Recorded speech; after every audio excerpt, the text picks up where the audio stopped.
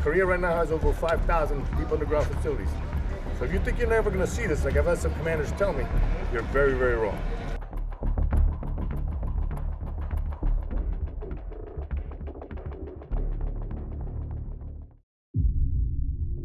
Megacities. Huge, complex, and no place you want to fight a war. But even worse, fighting beneath one. When you enter a city, something you got to worry about is the sewers, subway tunnels, other underground threats that can pop up at anywhere and cause a problem.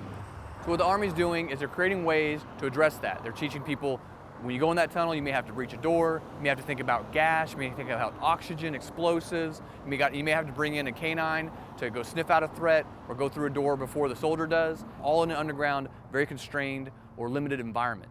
And so the Army's doing this training now with the 82nd Airborne here at Fort Bragg. We're here to check some of it out.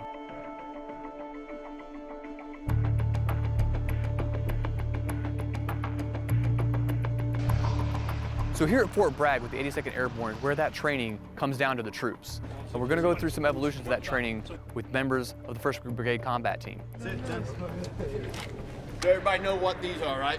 We cut locks off guys. So Captain Miller, we're here to see some training. Can you tell us a little bit about where we're at, what we're looking at, what's going on today? So we're out here today, part of the Maneuver Center of Excellence. So I'm actually with the Asymmetric Warfare Group. We're training 1st Brigade Combat Team of the 82nd Airborne Division on subterranean operations. And really we're focused on tactics that pertain to the underground environment. The kit has a variety of different tools in it. These are their Power Hawks, which are actually a battery-operated Jaws of Life type unit. All it is a battery. You slap it on, press the power button,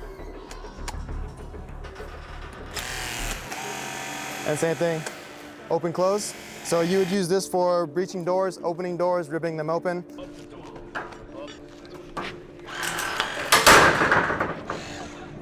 Now, I guess you don't always have pneumatic tools on hand, or maybe it's not always feasible. So there's also just straight up muscle power sometimes you got to put into things, right? Absolutely, okay. Soldiers being soldiers.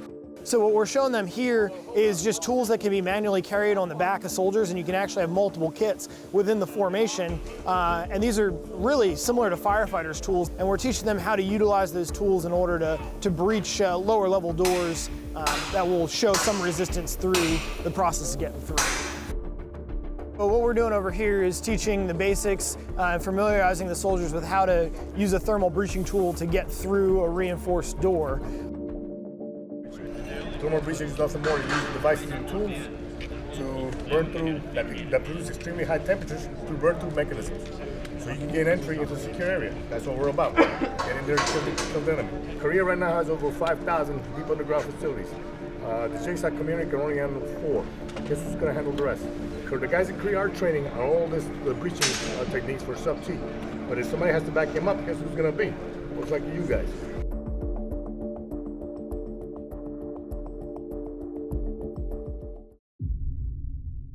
Tarawa.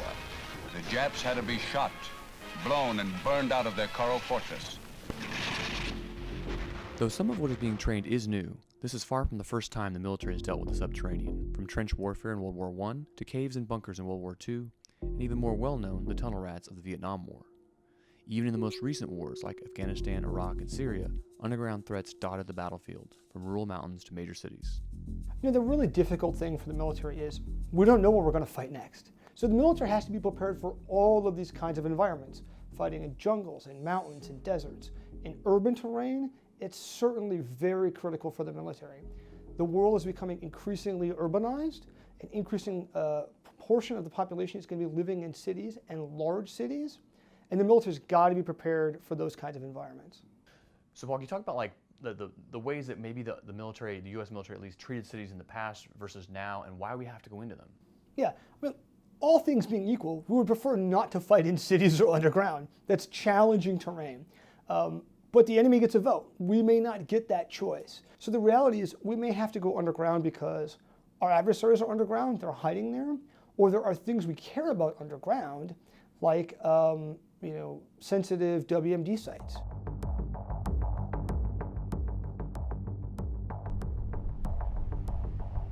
So Captain, we've seen a lot of like pieces of this larger puzzle, kind of building blocks leading up to today, but today they're kind of moving more as a cohesive unit. What are we going to see inside these buildings today? Yeah, so today basically what we're doing is we're starting to compile the things that they've been learning at each of the stations in the past 3 days. So what we'll do is we have multiple different scenarios where we're going to start to introduce those stressors and make them actually run an entire situational exercise with some of those stressors or enablers or just those other components and tie them into a full mission. We are standing inside here, the squad's about to rush in, they're gonna have the ammunition round shooting at paper targets. We're trying to avoid that, of course, as we watch them kind of approach the building, come in, take over all the weak points, and then do their SWAT tactics. Door left, door right. Door left.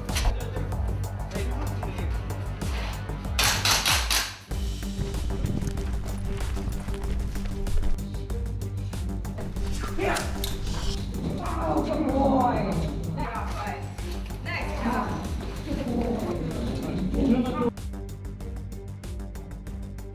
So right behind me, a squad's gonna come through that door. They're gonna be going down the hallway, covering each doorway, and basically leaping forward, providing rear security, forward security.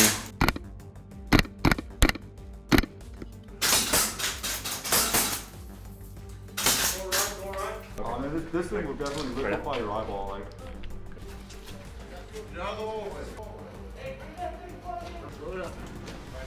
Know when to get back. What we're doing out here is actually no different than we've previously done. We're just learning, hey, this is underground, so things change, specifically like oxygen. How much time should we be underground? Probably no more than an hour. Do we have the assets to continue moving underground? Are we gonna outrun our sustainment? That's a scary thought. Going a mile underneath the tunnel with not a lot of sustainment because it's not wide enough for vehicles to get down there. Those are the things that we need to prepare for and start thinking about for the unknown fight.